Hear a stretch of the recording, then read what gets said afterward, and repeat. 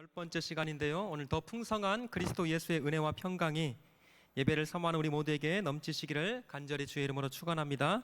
1장의 내용을 잠깐 복습하면 이렇습니다. 요단강에서 세례를 받으셨던 우리 주 예수 그리스도, 이제 본격적으로 메시아로서의 삶을 살기 시작하셨는데, 때가 찼고 하나님의 나라가 가까이 왔으니 회개하고 복음을 믿어라. 그렇게 하나님의 나라를 선포하셨던 우리 주 예수님께서 바로 고기를 잡고 있었던 제자들을 부르셨습니다. 그러니까 하나님의 나라를 선포하셨던 예수님께서 그 나라에 어떤 사람으로 채워갈 것인가라고 하는 것을 보여주는 사건이었어요. 그렇게 제자들을 부르셨던 우리 주님께서 또 곧바로 회당으로 들어가셔서 거기서 하나님의 나라에 대해서 가르치시다가 더러운 귀신 들린 사람을 고쳐 주셨습니다. 그렇게 회당에서 나오셨던 예수님께서 또다시 곧바로 베드로의 집에 들어가셔서 열병으로 누워 있었던 베드로의 장모를 고쳐 주셨어요. 그런데 이렇게 예수님께서 병든 자를 고치시고 귀신 들린 자를 내어 쫓으셨다라고 하는 이 소문이 온 사방에 퍼지게 되었습니다. 그래서 28절에 보면 그 상황을 이렇게 성경이 말하고 있어요. 28절에 보시면 예수의 소문이 곧 온 갈릴리 사방에 어떻게 해요? 퍼지더라. 그리고 한 걸음 더 나아가서 32절 33절에 보니까 이렇게 표현하고 있네요. 저물어 해질 때에 모든 병자와 귀신 들린 자를 예수께 어떻게 했다고요? 데리고 왔다. 온 동네가 그 문 앞에 모였더라. 그러니까 예수 그리스도에 대한 소문이 가버나움이라고 하는 동네를 넘어서서 온 갈릴리 사방에 퍼지게 된 것이었습니다. 소문 들어봤어? 예수라고 하는 이 갈릴리 사람, 이 예수라고 하는 사람이 귀신도 쫓아내고 병든 사람도 고쳐준대. 그렇게 예수에 대한 소문을 듣고 모든 사람들이 병자와 귀신 들린 사람들을 데리고 예수님 앞에 나와 왔던 거예요. 그러니까 예수라고 하는 이름이 사람들의 입에 오르내리기 시작을 합니다. 그리고 점점 예수에 대한 인기가 높아지고 있는 그런 상황이었던 거예요. 그런데 중요한 것이 있어요. 이런 상황에서 예수님의 반응과 제자들의 반응이 전혀 다르게 나타나고 있더라는 거예요. 다시요, 사람들이 예수를 환호하고 있습니다. 사람들이 예수 그리스도에게 몰려들고 있어요. 예수라고 하는 이름이 지금 점점 높아지고 있는 그런 상황에 그러면 예수 그리스도는 어떻게 반응하고 있는가 봤더니 그게 35절 오늘 말씀이에요. 자, 너무나 중요한 말씀이니까 한번 다시 읽어주실래요? 자, 시작.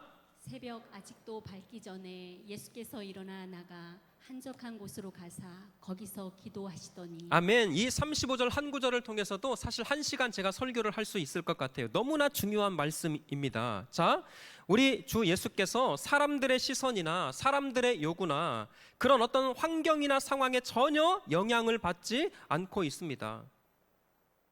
지금 사람들이 찾고 예수 그리스도 앞에 몰려들고 있는 그런 상황이에요. 그런데 뜻밖에도 우리 주님께서는 어떻게 반응하시는가 봤더니 늘 하시던 대로 한적한 곳으로 가서 거기서 뭐 하셨다고요? 기도하셨다라는 거예요.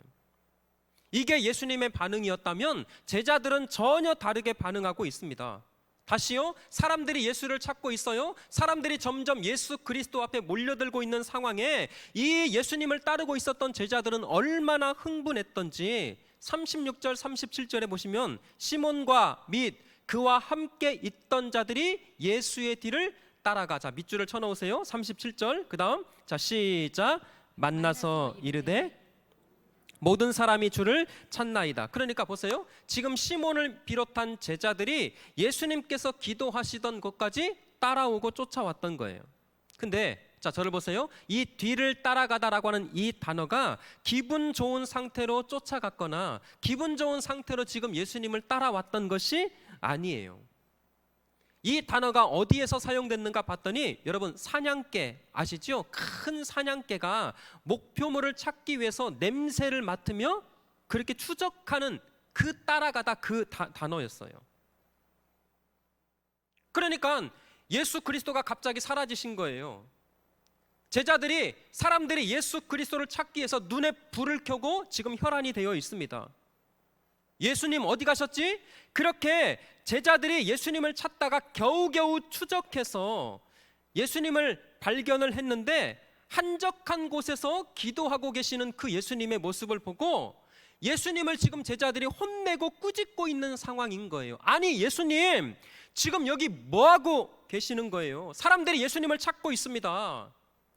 아니 여기서 신선노름 하는 것도 아니고 아무리 기도하는 것 좋지만 예수님 적어도 기도도 때를 봐가면서 기도해야지. 지금 이러고 있을 때가 아니라니까요. 사람들이 예수님 찾고 있어요. 지금 난리 났습니다. 우리 빨리 가야 됩니다.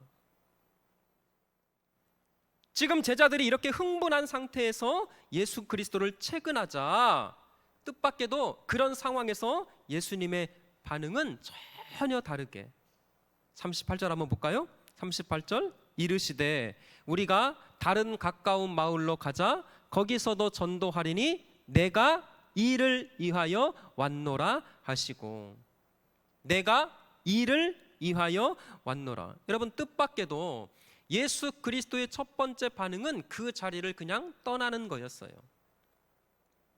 다시요, 이거 머릿속에 담아야 됩니다. 사람들이 예수님을 찾고 있었어요. 예수 그리스도를 열광하고 있습니다. 사람들이 간절하게 원했고 아니 제자들까지도 간절하게 예수님을 원하고 있어요. 그런데 어찌된 일인지 예수님께서는 사람들의 요구대로 반응하고 있는 것이 아니라 하나님께서 원하시는 대로 하나님께서 나를 이 땅에 보내신 목적과 사명대로 지금 순종하고 반응하고 있더라는 거예요. 그러면 제자들이 사람들이 왜 이토록 예수님을 찾고 있었던 것일까? 예수 그리스도가 구원자이시고 예수 그리스도를 통해서 진리에 대한 어떤 목마름을 해결하기 위해서 예수 그리스도의 그 입에서 나오는 하나님의 천국에 대한 이 비밀을 가르침 받기 위해서? 아니요, 전혀 그런 것이 아니었어요. 지금 제자들을 비롯한 사람들이 예수 그리스도를 찾고 있는 이유는 너무나 표피적인 이유였습니다. 병거쳐진대더라. 예수라고 하는 사람이 그렇게 용하다더라. 귀신도 알아보고 귀신도 쫓아내고 병든 자도 그렇게 고쳐준다는데 우리 한번 구경이나 한번 가보자. 여러분 우리 주 예수님께서 사람들의 그 모든 것들을 아셨기 때문에 그런 사람들에게 휘둘리지 않기 위해서 그 장소를 황급히 떠나셨던 거예요. 2000년대 초반까지 우리 한국교회에 정말 유명했던 책 한 권이 있습니다. 미국 세들백 교회 릭 워렌 목사님이 쓰신 목적이 이끄는 삶. 제 책장에도 꼽아져 있어요. 아마 많은 분들이 읽으셨을 거라 생각이 들어집니다. 내용은 간단합니다. 하나님께서 우리 모든 인간들을 확실한 목적을 가지고 창조했다라는 거예요. 그래서 성도는 그 하나님의 목적대로 그 하나님의 목적이 이끄는 대로 살아갈 때에 실패가 없고 하나님 앞에 더 귀하게 쓰임받는 존귀한 인생이 될 수 있다라는 거예요. 여러분 제가 왜 이 말씀을 드리냐면 우리 주 예수 그리스도야말로 철저하게 그 하나님의 목적대로 살아가시고 있었다라는 거예요. 사람들이 반응하면 사람들의 환호가 있으면 기분이 너무 좋아서 그 장소에 며칠을 더 머물시고 사람들이 전혀 반응하지 않거나 무언가 마음에 불쾌하면 그 자리를 빨리 옮기시고 그러지 않으셨어요. 사람들이 알아주면 기분이 너무 좋아서 막 신나게 사역하시고 사람들이 몰라주면 대충대충 일하시고 여러분 그러지 않으셨어요. 처음부터 끝까지 하나님께서 보냄받은 그 목적대로 움직이시고 반응하시고 사역하신 분이 예수 그리스도. 사랑하는 성도 여러분 어떻습니까? 신앙생활을 하면서 혹시 내 감정대로 기분대로 그렇게 반응하고 있지는 않으신가요? 기분 좋으면 얼마든지 예배 드리고 마음이 평안하면 얼마든지 기쁘게 봉사하고 섬기고 반대로 다른 사람들이 알아주지 않아요? 목사가 알아주지 않으면 언제 그러냐는 즉 예배하지 않고 기도하지 않고 섬기지 않고 반응하지 않고 다시요, 우리 주 예수 그리스도 사람의 감정과 기분과 환경에 따라서 움직이고 반응하고 사역하신 분이 아니라 처음부터 끝까지 하나님의 보냄받은 목적과 사명대로 일하셨던 예수 그리스도. 사랑하는 성도 여러분, 우리 인생 하나님의 목적대로 하나님께서 저와 여러분들을 이곳에 보내주신 그 사명대로 그래서 사람 때문에 실망하지도 않고 사람 때문에 괜히 들뜨지도 말고 어떤 상황에서도 보냄받은, 부르심을 받은 하나님의 목적대로 살아가는 거룩한 은혜가 있기를 주의 이름으로 축원합니다. 자, 35절 말씀 다시 한번 띄워주실래요? 자, 35절 새벽 아직도 밝기 전에. 자, 밑줄을 먼저 좀 한번 다시 쳐넣어주세요. 원문에 보니까 어둠이 깊은 시간을 말씀하고 있습니다. 자, 이게 왜 중요하냐면 이 한 절을 통해서 예수 그리스도가 어떻게 택하신 백성들을 구원하실 건가를 그 보여주는 그림이기 때문에 그래요. 자, 우리 주 예수님께서 한적한 곳에 나가서 기도하고 계셨습니다. 우리 주님께서 지금 그 깊은 어둠을 몰아내시고 광명한 새날, 새 아침을 우리 사랑하는 성도들에게 주시기 위해서 홀로 기도로 싸우시고 있는 이 구원의 그림을 사실 보여주는 너무나 중요한 사건입니다. 예, 맞아요. 예수님께서 기도하셨다, 맞습니다. 그런데 단순히 기도했다라고 하는 그 장면을 넘어서 깊은 흑암의 그 어둠의 권세를 예수 그리스도께서, 하나님의 아들 메시아가 이 땅에 오셔서 그 깊은 어둠과 맞서 싸워서 예수 그리스도의 그 죽으심과 십자가로 말미암아 그 깊은 흑암의 세력을 다 몰아내시고 어떻게 광명한 새날과 새 아침을 택하신 백성들에게 주실 것인가, 그 구원의 그림을 담고 있는 것이 35절의 중요한 말씀이었던 거예요. 자, 그런데 한 가지 또 있어요. 다시 35절을 다시 한번 띄워주실래요? 자, 보시면 새벽, 그 다음 단어가 무슨 단어가 있죠? 아직도 밝기 전에. 왜 마가복음 이 성경 기자는 아직도라고 하는 말을 굳이 사용하고 있는 것일까? 여기는 앞에 1장의 내용과 행적과 연관이 있기 때문에 그렇습니다. 자, 들어보세요 여러분들. 1장에서 다시금 정리할게요. 예수님의 지금 행적을 살펴보면 안식일에 회당에 들어가셨어요. 그 회당에서 하나님의 말씀을 강론을 하십니다. 그런데 한참 예수님께서 설교하고 말씀을 강론하고 있는데 어떤 귀신 들린 사람이 막 소리를 지르는 거예요. 여러분 한번 생각해 보세요. 제가 한 목사가 지금 여기서 설교하고 있는데 어떤 사람이 막 소리 지른다. 그거 엄청 힘들거든요. 핸드폰 소리 한 번 나도 그게 깨지니까 더 힘든데, 예수님께서 강론을 하고 계시는데 막 귀신 들린 사람이 소리 질러요. 그런데 어쨌든 그 귀신 들린 자를 고쳐 주셨습니다. 그리고 바로 회당에서 나오셔서 베드로의 집에 들어가셨고, 그곳에서 또다시 열병으로 누워 있었던 베드로의 장물을 손을 잡아 일으켜서 고쳐 주셨어요. 근데 문제가 시작됐네요. 그 소문을 듣고 수많은 병자들이 지금 예수 그리스도 앞에 모여들었어요. 근데 우리 주님께서는요, 누워있는 인생, 병든 인생을 그냥 지나치지 않으십니다. 그 모든 병자들을 주님께서 다 늦은 시간 동안 고쳐 주셨어요. 자, 이것이 지금 1장에서의 예수님의 행적이었는데, 그렇게 밤이 맞도록 사역을 하셨는데 그 다음 아직도 깊은 밤중에 예수님께서 무엇을 하고 계셨는가 봤더니 기도하고 계셨던 거예요. 사랑하는 성도 여러분, 왜 우리 주 예수께서 이처럼 기도를 하셔야만 했을까? 이렇게까지 기도를 하실 이유가 있었을까요? 왜 그토록 지치고 피곤한 일정을 다 소화하시고 있음에도 왜 아직도 그 새벽에 그 깜깜한 밤중에 기도를 하셔야만 했을까? 여러분, 제가 발견한 것은 이것입니다. 왜 우리 주님이라고 피곤하고 지치지 않으셨겠어요? 우리와 똑같은 성정을 가지신 인간이셨어요. 그러나 육신은 지치고 힘들었지만 하나님과 기도하는 그 시간을 통해서 몸과 마음이 회복되고 재충전되는 시간이었기 때문에, 아무리 피곤하고 아무리 몸은 지쳐 있다 할지라도 우리 주 예수님에게 가장 중요했던 시간은 하나님과 더불어 기도하는 그 시간이었던 거예요. 여러분 다 핸드폰을 갖고 계시죠? 핸드폰을 아무리 좋은 핸드폰이라 할지라도 오래 사용하면 배터리가 약해집니다. 아무리 좋은 핸드폰이라고 해도 오래 사용할 수 없어요. 다시 충전해야 합니다. 적절한 비유일지는 모르겠어요. 예수님에게 기도는 바로 그런 것이었어요. 하나님께 기도하는 그 시간을 통해서 영적으로 재충전하지 않으면, 그래서 영적인 교제를 통해서 하나님의 능력을 공급받지 못하면 아무것도 할 수 없다라고 하는 것을 지금 예수님께서 기도하는 모습을 통해서 우리 구의중앙교회 성도들에게 지금 보여주고 있었다라는 거예요. 그런 차원에서 사랑하는 성도 여러분, 예수님에게 가장 중요했던 것은 죄송하지만 사역이 아니었어요. 공생애를 사시는 동안 병든 자를 고쳐내는 것, 치유하는 것, 귀신을 쫓아내는 것 중요했습니다. 하나님의 나라를 선포하고 천국에 대해서 가르치고 전파하는 것 너무나 빠짐없이 중요했어요.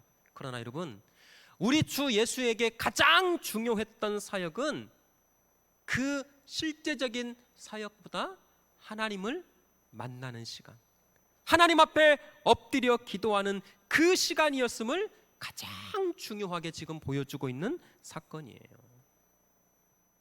우리 구의중앙교회 성도들에게 묻고 싶습니다. 여러분, 신앙생활을 하면서 가장 중요하게 여기시는 것이 무엇인가요? 지금 오늘 이 순간 9월 3일 예배하고 있는 저와 여러분들에게 가장 내가 중요하게 붙들고 있는 그 신앙의 정점이 무엇인가? 예수님처럼 육체적으로 탈진하고 많은 시간의 사역을 보내고 있었음에도 나는 하나님을 만나는 그 시간이 무엇보다 중요하기 때문에 하나님 앞에 엎드리는 그 시간, 하나님 앞에 예배하는 그 시간, 기도하는 시간은 내 인생에서 가장 중요한 시간입니다. 여러분, 그렇게 정말 신앙을 보내고 있으신가요? 제가 언젠가 오후 예배 때도 설명드렸습니다. 오늘 이 본문을 가지고 미국의 그 유명한 빌 하이벨스라고 하는 목사님이 계셔요. 시카고의 일로우 크릭 커뮤니티 처치를 담임하시는, 은퇴 이제 하셨는데요. 이 빌 하이벨스라고 하는 목사님이 쓰신 유명한 책 제목이, 영어를 제가 잘 못하지만 Too busy not to pray, 우리말로 번역을 하면 너무 바빠서 기도합니다. 제가 서점에 갔다가 이 책을 보고요, 제목이 하도 기가 막혀서 샀어요. 단숨에 읽었습니다. 다시요, 책 제목이 너무 바빠서 기도합니다. 사랑하는 성도 여러분, 우리는 너무 바빠서 기도할 시간이 없어요. 하나님, 너무 힘들어서, 너무 피곤하기 때문에 기도할 수 없습니다. 새벽잠이 많아서 기도할 수 없고요, 몸이 아프기 때문에 하나님 기도할 수 없습니다. 이것이 일반적인 법칙이고 상식이라면 오늘 이 말씀을 구절해서 이 목사님께서 쓰셨던 책 제목이 너무나 기가 막혀요. 아니라는 거예요. 너무 바쁘기 때문에, 너무 피곤하기 때문에, 너무 하는 일이 잘 되고 있기 때문에 하나님 기도할 수밖에 없습니다. 사랑하는 우리 구의중앙교회 성도 여러분, 도대체 무엇 때문에 그렇게 바쁘세요? 무슨 일이 그렇게 많으시기에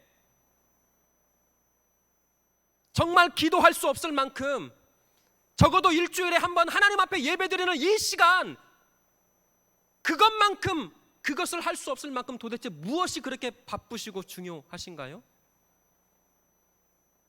정말 기도하는 것보다, 아니, 저와 여러분들이 하나님의 형상대로 창조되었을 때부터 하나님 앞에 기도 없이는 살 수 없도록 우리가 매뉴얼이 되어 있거든요.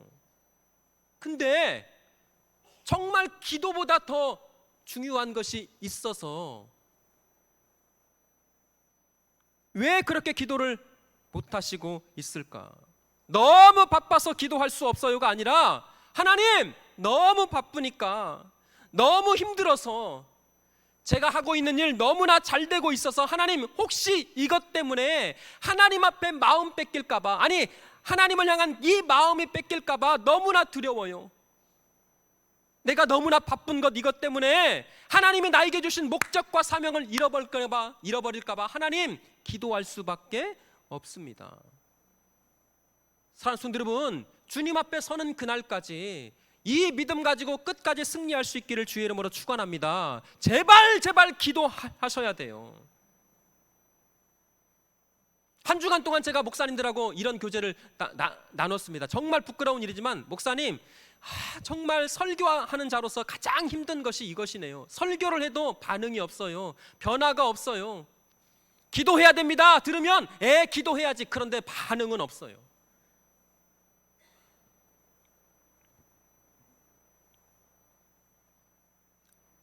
하나님의 아들이신 예수님께서 이렇게 기도하셨다면, 흠없는 우리 주 예수님께서 하나님께서 맡기신 그 사명을 무엇보다 기도하는 시간으로 우선했다면, 허물과 죄악으로 가득한 우리는 욕심으로 똘똘 뭉쳐서 한순간도 그 욕심 때문에 자유로울 수 없는 우리는 얼마나 하나님 앞에 기도해야 될까? 사랑하는 성도 여러분, 우리 남은 인생 그 어떤 것보다 말씀이 우선이고 기도가 우선되는 삶이 될 수 있기를 축복합니다. 그래서 말씀보다 기도보다 앞서지 않고 하나님 앞에 우리가 간절히 엎드려 기도할 때에 그 기도하는 시간을 통하여 하늘문을 여시고 공급하시는 놀라운 하늘의 복이 우리 남은 인생, 우리 가정과 우리 자녀들의 인생 가운데 그렇게 누리시기를 주의 이름으로 축원합니다. 여러분 35절 한번 다시 띄워주실래요? 이렇게 되어 있어요. 새벽 아직도 밝기 전에 예수께서 일어나다가 그 다음에 어디라고 되어 있죠? 한적한 곳, 원어로는요 버려진 곳을 의미하고 있습니다. 원어 성경어는 에레모스예요. 광야라고 하는 뜻입니다. 그러니까 한적한 곳, 일어나다가 광야로 가서 기도하셨던 거예요. 왜 하필 광야였을까? 자, 저를 보세요. 40일 동안 금식하시며 성령 하나님과 동행하고 그 성령의 충만함을 입었던 장소가 앞에서 어디였죠? 광야였어요. 너무나 중요합니다. 그러나 그 광야는 버려진 곳이었습니다. 사람들이 알지 못하고 사람들이 가까이 하지 않는 그런 장소였어요. 이 말은 사람들에게서 벗어나고 단절된 곳, 그렇게 하나님과 둘만의 철저한 그 은밀한 교제를 나누는 장소까지 일부러 가셔서 거기서 기도하셨던 거예요. 제가 두 가지 질문을 던지고 싶어요. 사랑하는 성도 여러분, 여러분들에게 이 한적한 곳이 있으십니까? 사람들과 단절하고 오직 하나님과 둘만의 그 은밀한 교제를 나누는 장소가 있는가? 그리고 그런 경험은 몇 번이나 있으셨는가? 다시요. 왜 예수님께서 사람들을 피하고 사람들과 단절해서 아직도 그 밤중에 기도하시고 있었을까? 예수님께 당장에 해결받아야 할 문제가 있었을까요? 우리 주님께서 어떤 심각한 범죄가 있었을까요? 아니면 급박한 어떤 상황이 있었기 때문에 그 새벽 아직도 밝기 전에 기도하셔야만 했을까? 아니었어요. 잘 들으세요. 적어도 우리 주님께서는 기도하신 그 목적과 이유가 본질적으로 우리가 하는 기도하고는 본질적으로 달랐어요.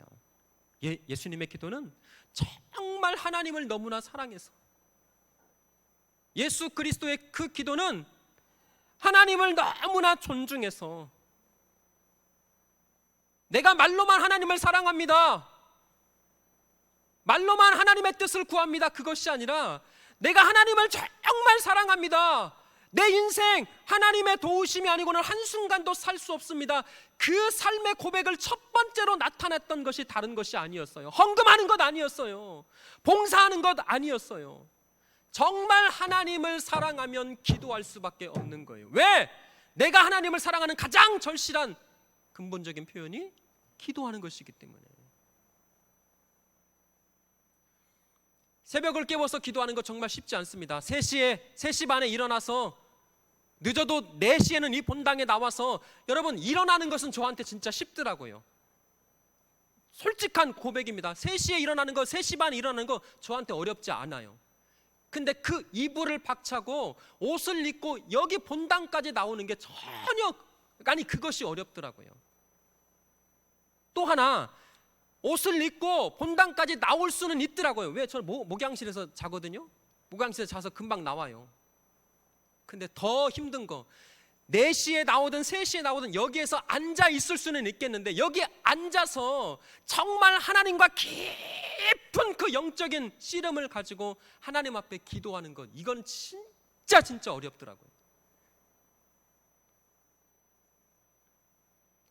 제 마음 가운데 이런 마음이 들어요. 야, 한 목사, 너 목사 한다고 했지? 너 하나님 사랑하지 않아.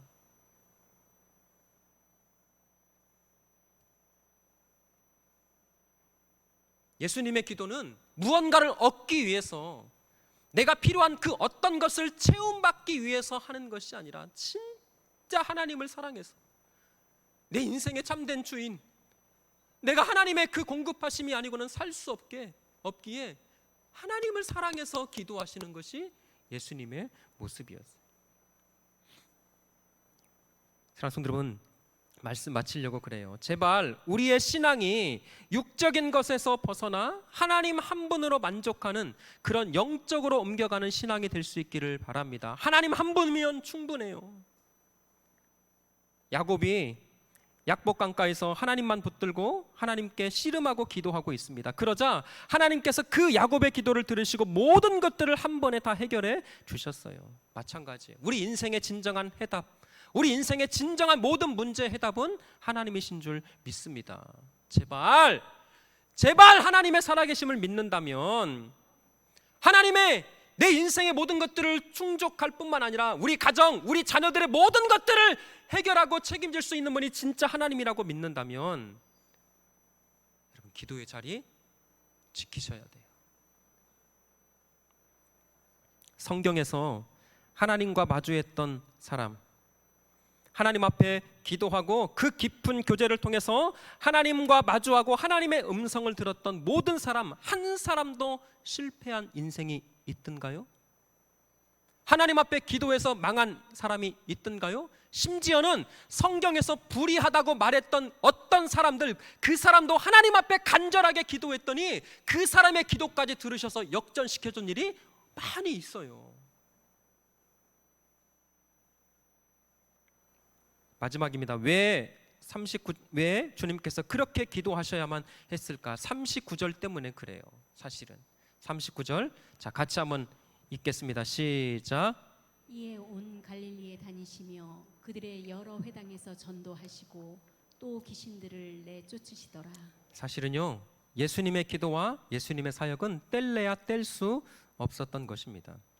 온 갈릴리에 다니시며 여러 회당에서 전도하시고 귀신들을 내쫓을 수 있었던, 물론 예수님은 하나님이셨어요.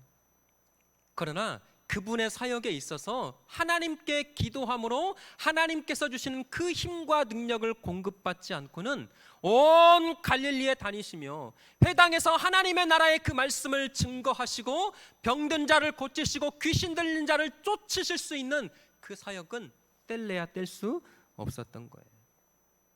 예수의 모든 사역의 힘이 사실은 기도였습니다. 새벽에 아직도 밝기 전에 무릎으로 눈물로 기도하셨던 예수 그리스도, 그 예수 그리스도가 지금도 저와 여러분들을 위해서 기도하고 계심을 믿습니다. 누군가 날 위하여 누군가 기도하네. 내가 홀로 외로워서 마음이 무너질 때 예수님 날 위해 기도하네. 우리가 깨어있기 전에 사실은 예수님께서 먼저 우리 사랑하는 성도들을 위해서 기도하고 계심을 깨달아. 사랑하는 성도 여러분, 다시금 잠들어 있는 영적인 그 모든 것들에서 깨어나서 하나님과 만나는, 그런 말미암아 하나님과 그 교제함을 통해서 우리 남은 인생 가운데 더 놀라운 하늘의 능력과 기쁨과 우리 주님께서 주시는 진정한 평강과 안식을 누리는 우리 성도들 되시기를 주의 이름으로 축원합니다. 기도에 관한 몇 가지 명언들을 두 가지만 소개하고 마칠게요. 옷을 만드는 일은 제단사의 일이고, 구두를 수선하는 것은 구두장이의 일이며, 기도하는 것은 그리스도인의 일입니다. 기도의 실패자는 생활의 실패자입니다. E.M. 바르너. 기도는 영혼의 피입니다. 조지 허버트가 말했어요. 저는 이렇게 정의하고 싶어요. 기도 없이 살 수 없습니다. 기도 없는 믿음은 진정한 믿음일 수 없습니다. 오늘도 기도할 때에 우리 남은 인생 그 하나님의 하늘문을 여시고 예비하신 그 놀라우신 복이 우리 성도들의 삶 가운데 넘치게 임하시기를 다시금 주의 이름으로 축원합니다. 우리 찬송가 365장에 보시면 그 기도에 대한 찬양